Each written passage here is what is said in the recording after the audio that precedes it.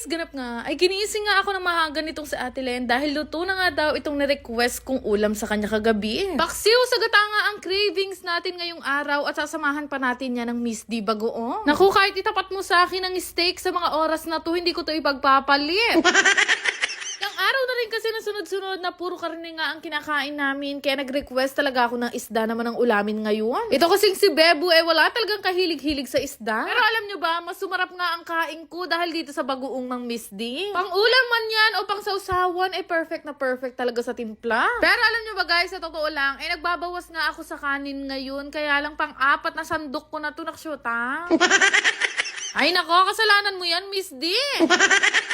O diba, sinisi ko pa sa iba yung katakawan ko, nakabiyahe na kami nung mga time na to, may baon pa ako. Bumili nga pala ako kay Mami King nitong Kringles at binigyan niya nga ako ng libreng banana bread. Bago ko pa nga makalimutan, nagpabango muna ako at kinuha ko na nga itong Freesia na lagi kong ginagamit. Siyempre, Valentine's ngayon, kailangan perfect ang amoy natin. Sineshake ko muna yan bago gamitin at 2 to 3 hours nga ang tinatagal. Sa scent naman niya ay may pagka-fruity na frolar. Nga mabalik nga tayo dito sa binili ko kay Mami Keng. Ito nga pala yung Lucas Bake Shop at napakasarap nga ng crinkles nila. In fairness naman sa friendship ko na yun, may talent pala talagang mag-bake. Lahat nga na tinitinda nitong si Mami Keng pinagbibili ko nga dahil tiwala talaga ako sa luto at gawa nun. Anyway, mabalik tayo dito sa senaryo ng buhay ko ngayong araw. Ay meron nga kami photoshoot nitong si Bebo dahil Valentine's ngayon. Nagbiyahe nga kami dito sa may Giginto, Bulacan, kung saan nga located itong Rad Dreams Studio. Di syempre, nandito na nga ang aking mga makeup artist na si Mami Ron at si Mami Utoy. Habang mini-makeupan nga ako dito ay nag-start na nga rin sila mag-shoot ng mga product namin. Kung wala pa nga kayong idea kung ano ang mangyayari dito, syempre wala pa dahil hindi ko naman sinasabi. Magpa-photoshoot kasi kami ngayon dalawa ni Bebo para sa bubuksan nga naming bagong business na Sangyupsal. Naman pahihirapan natin ang mga makeup artist natin para magmukha tayong Koreana for today's ganap. Well, actually, magbubukas na nga itong bago naming business na Heart and Soulmate X Mengay Vlog sa Apalit, Pampanga branch. After nga ng ilang buwang pag-aasikaso namin dito ay finally malapit nyo na nga matikman. Pero ayun na nga, mabalik tayo dito sa pagbe-makeup sa akin. Ayan, mukha na akong kamsam nida.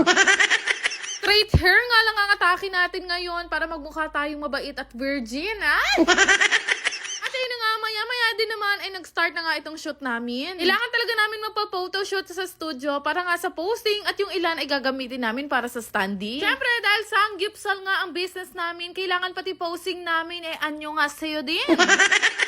Pa-sweet-sweet nga lang ang atake ko dito, pati mga posting ko na parang hindi ako nagsasalita ng nakshoota.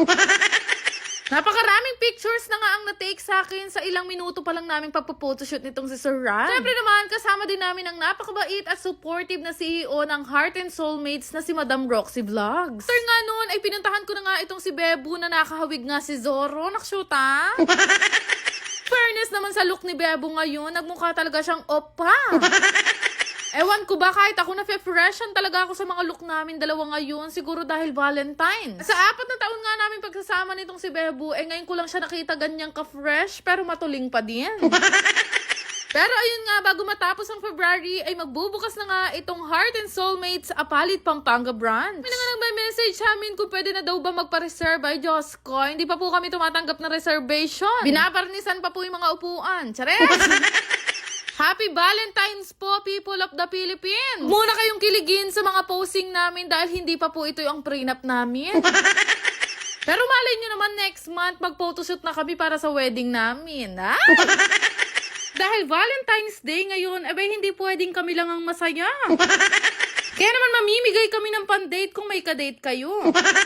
Follow nyo lamang ang aming page na HNS X Mengay Vlog Apalit branch. Bukod sa bibigyan namin kayo ng libreng samji, bibigyan pa namin kayo ng Valentine's gift. Naksyota. Comment nyo lang ang inyong mga screenshot at pipili nga kami dalawa ni Bebo ng mananalo ng trip to Korea. Korean samji. Naksyota.